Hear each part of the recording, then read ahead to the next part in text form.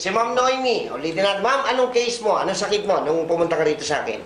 Breast cancer stage 3. Stage 3. At definitely, alam natin, na-operahan ka? Na-operahan Okay, ako so tinanggal. Kaya nga nalaman yung staging. Kasi hindi malalaman ng staging pag walang MRM. MRM is Modified Radical Mastectomy. Tinatanggal namin. Tapos yung mga kulanit, chinecheck kung ilan ang positive. Kunwari, 12 yung lymph nodes. I-check doon, pag more than 3 ang positive, ayun, nakukuha namin yung staging. Okay. So si mama may breast cancer, invasive ductal carcinoma, stage 3. Siyempre, ang gusto ng ospital ay chemotherapy at saka radiation.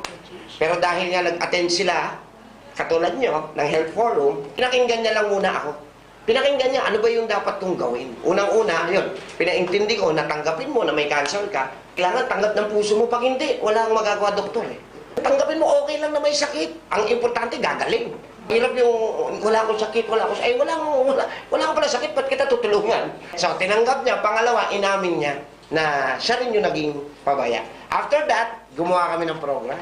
No, ma'am? Ilang buwan yung unang programa mo?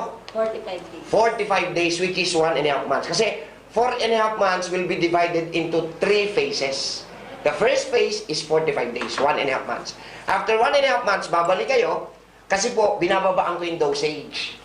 Maliban sa pagbaba ng dosage, minomonitor ko yung development. So after 1.5 months, ma'am, may result na yun, di ba? Meron. Anong result? Negative. Negative agad. Palakpakan naman natin. Isang buwan at kalahati pa lang yun, ha?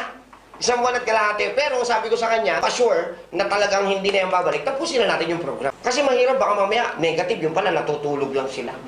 So pinatuloy ko, tinapos niya yung 4.5 months. At ngayon po, ano pa rin ang result, ma'am? Negative. Negative pa din.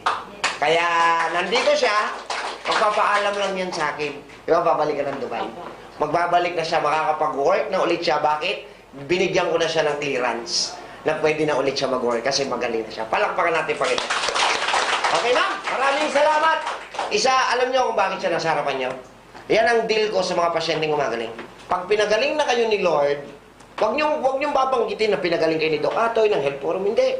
Nagpagaling sa inyo si Lord. Kami lang yung ginamit na daan. So, gusto ko, pag gumaling ka, maging inspirasyon ka sa iba. Kasi maraming tao nawawalan na ng pag-asa.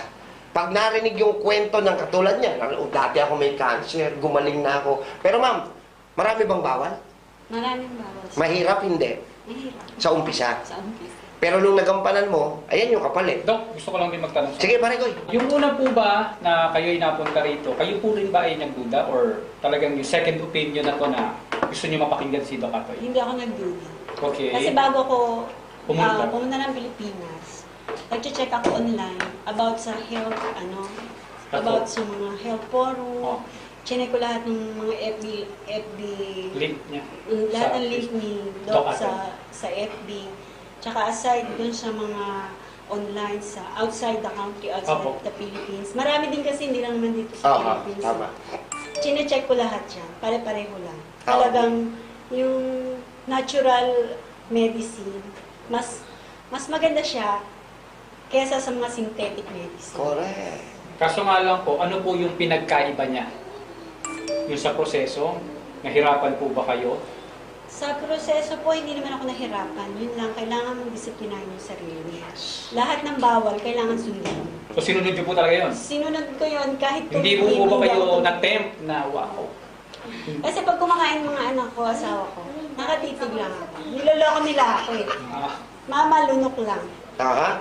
Lunok lang, busog ka na eh. Oo. Nagbibiroan lang kami. Nakatitig lang talaga ako sa kanila yung kailan kaya ako makakakain yan. Yun.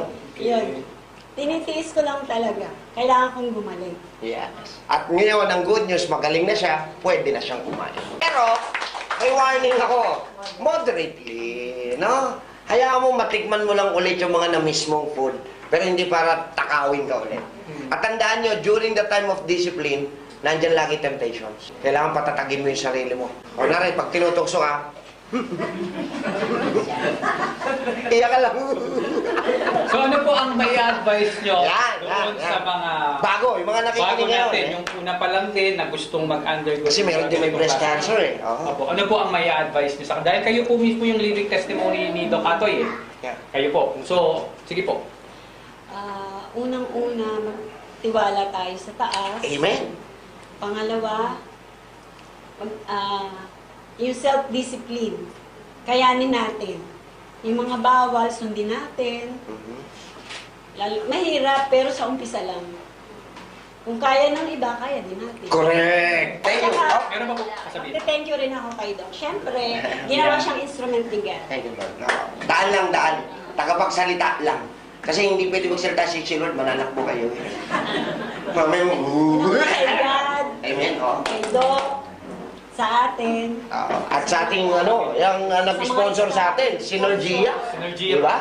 Yan. Kasi sila yung nag-sponsor kung bakit tayo may mga ganito. Nakakapag-mission.